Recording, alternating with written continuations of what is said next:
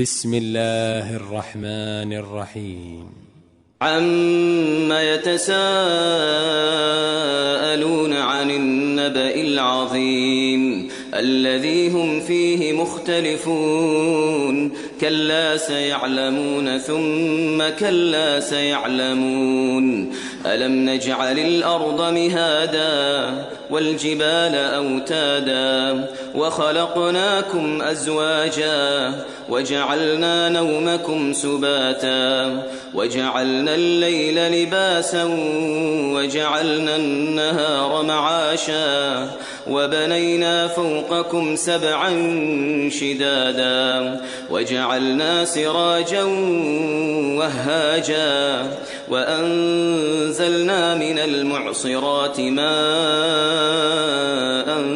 ثَجَّاجًا لِنُخْرِجَ بِهِ حَبًّا